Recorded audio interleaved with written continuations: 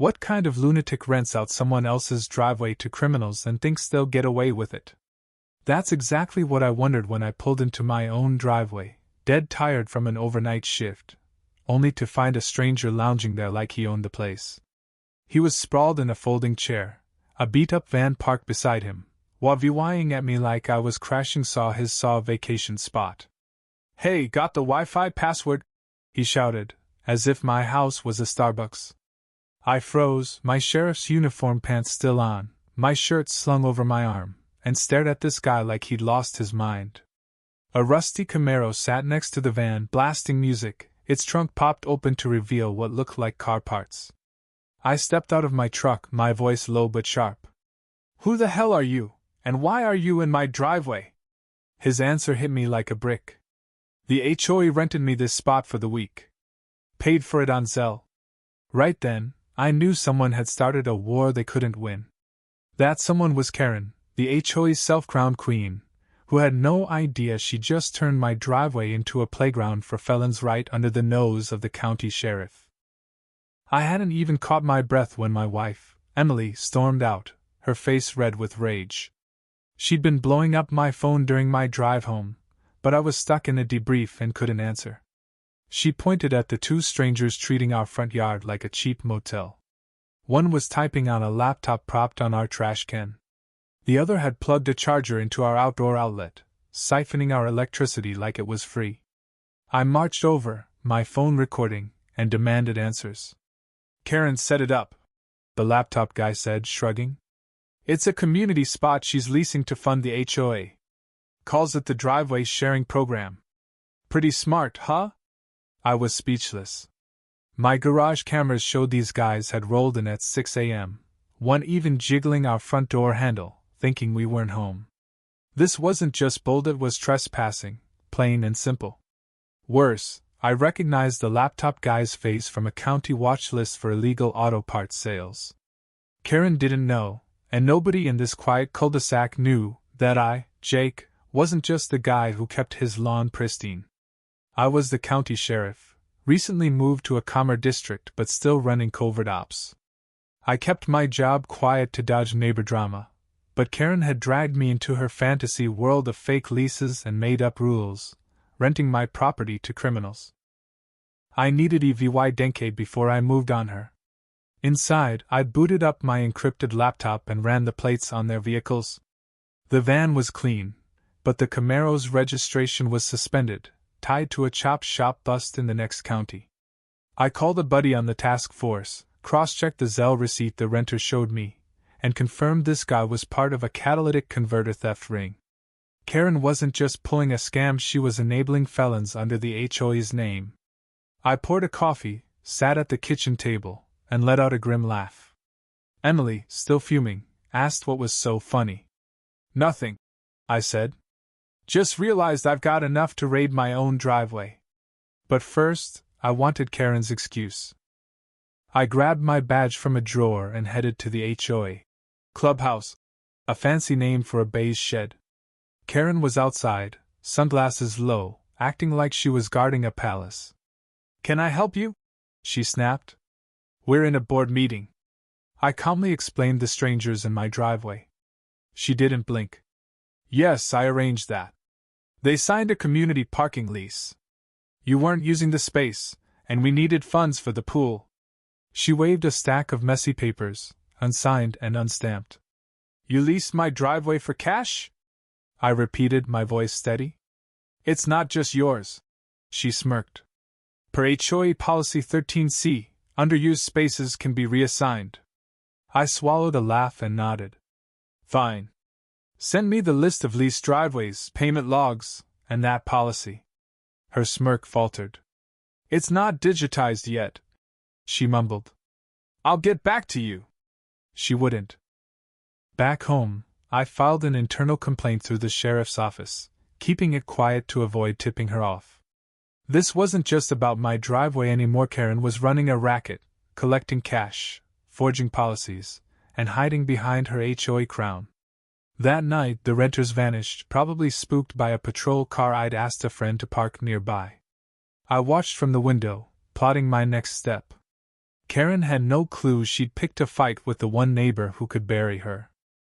The next morning, the quiet felt like a storm brewing. No engines rev-vying, no strangers loitering, just an eerie calm that screamed Karen was scheming. I decided to treat this like any operation, dismantle her scam piece by piece. I dressed in jeans and a polo and showed up at the HOA board meeting. It was less a meeting and more Karen's personal stage, with 2 dozing board members and another eating a bagel. She was mid-speech about progress when I walked in, bragging that her driveway program had raked in law 1,200 in 2 weeks.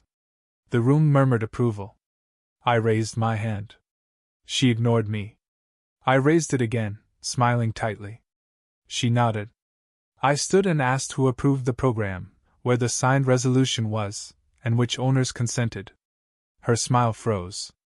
As acting president, I used emergency powers, she stammered, pointing to a paper stack. It's grandfathered in. I recorded every word, my phone hidden in my pocket. Later, a board member whispered, I didn't vote for this. I thought it was a bake sale. Her lies were cracking. That afternoon, I installed tiny cameras around my property driveway, mailbox, and the path to the HOA shed. Old footage was chilling, strangers charging phones in my outlet, napping by my porch, even washing car parts with my hose.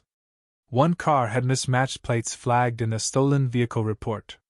This wasn't just HOA nonsense, it was a cash for access scheme with criminal ties. I compiled the report photos, plate matches, timestamps, audio and sent it to the Sheriff's Investigations Unit, flagging it as felony facilitation. An analyst confirmed the Zelle renter was a middleman in the theft ring. My driveway was their hub. I let Karen dig her own grave. I parked my truck to block the driveway, and within hours she showed up, clipboard in hand, sunglasses perched like a MOVYEVY lane. You're blocking a leased spot, she chirped. I asked who the guest was. She hesitated, then named a known theft ring associate. I refused to move. Her lips twitched. Then I'll find you, she said, handing me a flimsy slip with the tacky HOA logo. I smiled. Every document helps. That night, my partner confirmed a sting using my property as a live feed. I agreed, turning my home into a trap. Karen kept swinging, hitting me with 3 ridiculous violations: vehicle hoarding, for my patrol SUV, soil clutter, for a baby gate, and noise pollution, from a silent generator. She was flailing. Meanwhile, flyers appeared on neighbors' doors, hyping her, revenue plan, and a barbecue to celebrate. I RSVP'd to watch her squirm. A neighbor, Mike, showed me a photo of a car from my driveway that sideswiped his fence and parked behind his shed, its plates tied to the investigation. Another clip showed a kid on a bike handing cash to a renter who pulled a catalytic converter from his trunk. They were using my driveway as a swap meet. I sent the footage to the task force. They're moving fast, I said. Set the clock. The breaking point came when I found my driveway blocked by orange cones and a taped-on sign. Reserved HOA parking. Violators fined. 20 minutes later, a couple in a dented pickup arrived, claiming a lease. The woman showed a text from HOA Karen, confirming the deal. I kept them talking, all friendly, while the task force closed in. An unmarked van pulled up, and plainclothes officers questioned the couple. Their truck was stolen, its bed stuffed with metal parts. They were cuffed, all because Karen couldn't quit. Word spread. 2 board members quit, one emailing me proof Karen faked votes, and used fake accounts to impersonate them. She'd bragged I was too spineless to fight her. I saved every word. Karen doubled down, posting a rant in the HOA's online group, claiming she was a victim of vindictive neighbors and illegal spying. She called it a witch hunt against bold women. I watched, shaking my head.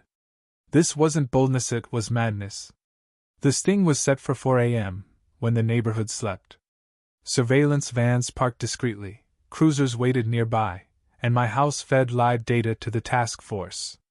Karen's fake leases, cash deals, and criminal renters were documented in a file heavy enough to thud. At 3:58 a.m., a gray truck rolled in. The driver, a known suspect, lifted a tarp to reveal converter parts. I whispered into my earpiece, and the task force pounced. Officers blocked the street, detained the suspect in my yard, and K-9 unit pinning him down. I stepped out in uniform, nodding to the lead officer. The suspect, cuffed on my grass, gasped, "You live here?" I nodded. "Yeah, and I'm the sheriff." Porch lights flicked on. Karen stumbled out in a green robe, filming and yelling, "You can't raid without HOA approval!" I held up my badge. "Karen, I'm authorizing it. You leased my property to criminals." Her face went white. "You never said you were a sheriff," she whispered. "You never asked?" I shot back. "But you sold what wasn't yours." Officers detained her for questioning, reading her rights as she thrashed. "This is harassment," she screamed. Neighbors watched, stunned, as the woman who found their flower beds was led away in cuffs. She glared at me. "You framed me." I leaned in. "No, Karen, you framed yourself when you leased a sheriff's driveway." Dawn broke, leaving a shocked silence.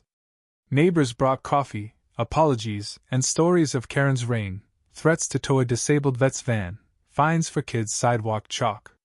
The news went wild. Saw rogue HOA boss busted by sheriff, neighbor saw. Karen's mugshot aired between traffic reports, sparking debates about HOA abuse and criminal negligence.